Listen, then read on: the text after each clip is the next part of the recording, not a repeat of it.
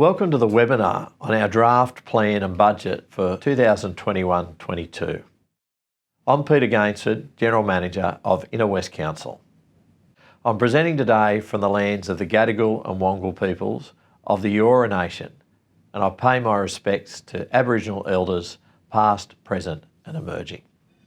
This webinar is about our draft plan and budget for the coming financial year.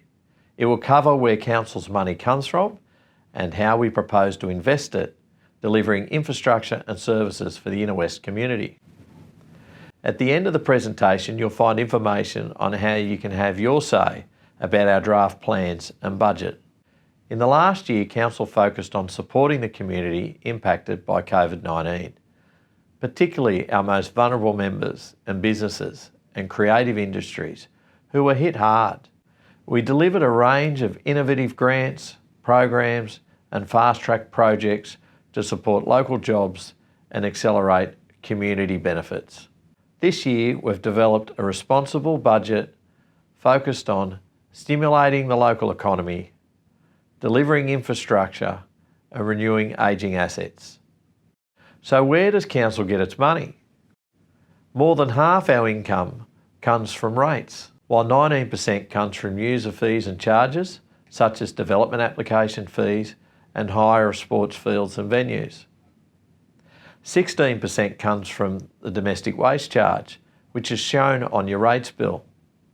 Another 10% is property leases, fines and payments for street furniture advertising, and 2% comes from interest income.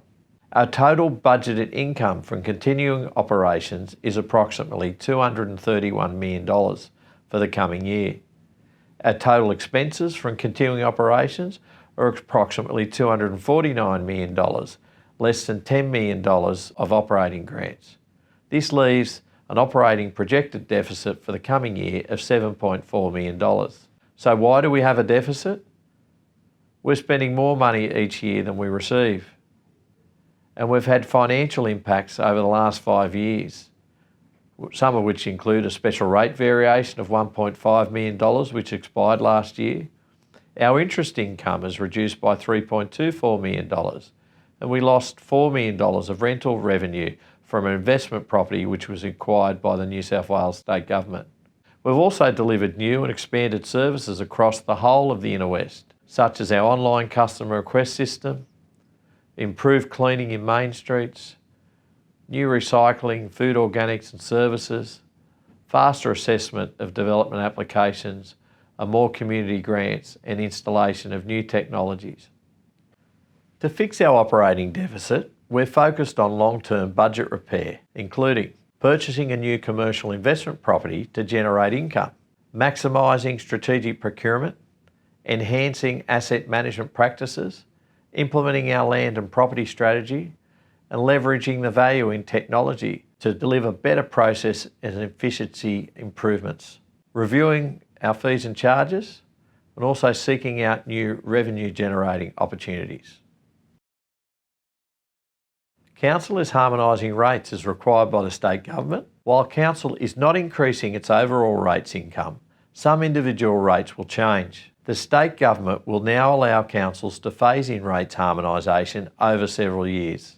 Inner West Council will decide on the 29th of June whether to harmonise rates in full or phase in changes over 4 or 8 years.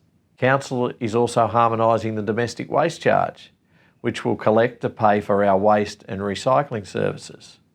We will return $5.8 million to the community in the coming financial year as a rebate. This will reduce the impact of rates harmonisation. Eligible pensioners will continue to receive a $250 rates discount and an extra rebate for domestic waste and stormwater charges. Council also has a hardship policy to assist ratepayers. Here's a snapshot of how we allocate every $100 of your rates.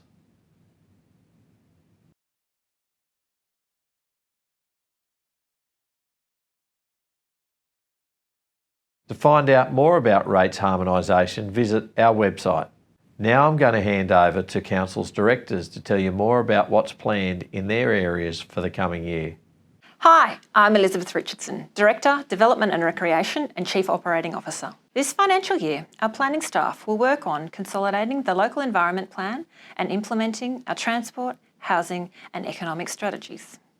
We will respond to major state government projects like the Bays Precinct development, WestConnex and Sydney Gateway to make sure we get the best possible outcomes for our community. We'll assess approximately 2,000 development applications this year, and our average processing time is currently 76 days. We'll manage registrations for around 35,000 dogs and 29,000 cats in the Inner West and ensure community safety through our regulatory teams.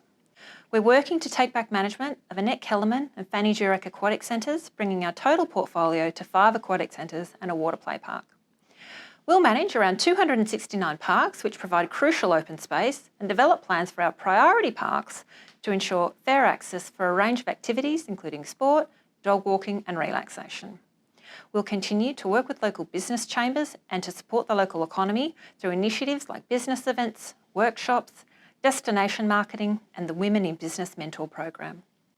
As the first council to be 100% divested from fossil fuels, we'll also focus on environmental initiatives such as expanding solar, implementing food organics, recycling, sourcing renewable energy and implementing our climate change and towards zero waste strategies. We'll involve the community in the long-term planning for the Inner West. Hi, I'm Cathy Edwards-Davis, Director of Infrastructure. The Inner West has nearly $2 billion worth of infrastructure assets, including roads, buildings, open space and stormwater systems. In the coming year, we'll spend $90.4 million on capital works. This includes $25 million of grants and contributions we've secured to stimulate the local economy. 47% of this will be spent on new infrastructure, while 53% will be spent renewing existing assets.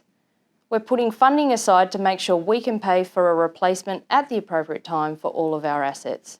This year we'll upgrade Dulwich Hill Station and Marrickville Road town centres and improve the streetscape in Darling Street, Balmain. We'll upgrade Leichhardt Park Aquatic Centre, deliver Tempe Reserve upgrade and plant new street trees. We'll commence construction of the Greenway Central Links and deliver the Urban Amenity Improvement Program on Parramatta Road and surrounds. In the coming year, we'll complete over $6.8 million worth of road renewal, over $2.2 million of footpath improvements, and over $3.7 million worth of stormwater to prevent flooding and reduce pollution. We'll also invest $15 million in cycleways, including extensions to Regional Route 3 in Marrickville and Regional Route 7 in Ashfield. Hi, I'm Caroline McLeod, Acting Director, City Living. The Inner West boasts 6,400 jobs in the creative and artistic industries, which is 8.8% of local employment and worth $1.4 billion per annum to the local economy. 1 in 10 people in the Inner West are employed in a creative industry. This is double the figure for Greater Sydney. Overall, the Inner West has the highest concentration of cultural employment in New South Wales. This year, we'll expand the Inner West's famous street art through the Perfect Match program and develop our public art policy. We're commissioning dynamic public artworks to enliven the Greenway. We'll deliver community activations and arts festivals, including Inner West Fest and Edge. We'll continue to offer a wide range of activities across our 8 libraries and 3 community centres, including our digital library, which is open 24 hours a day. This year, we'll continue to invest in our town halls and support Newtown Neighbourhood Centre's relocation to Tom Foster Community Centre in St Peters. We'll welcome a new operator for Summerhill Community Centre with improved access for the community. We'll continue to inform and engage the community, deliver our Reconciliation Action Plan and implement our healthy ageing, cultural and gender equity strategies. We'll also implement our just completed Children's Services Review and continue to provide excellence in early childhood education, programs for our multicultural communities and support for the vulnerable. Most importantly, we'll be listening to you, our community, while we do this. So overall, we've delivered a responsible budget for 2021-22. In the coming year as General Manager, I'll be focused on continuous improvement and ongoing service reviews to ensure Inner West is an efficient, effective council that delivers for its community. Please take some time to view our draft documents and have your say by the 22nd of June. And thanks for watching.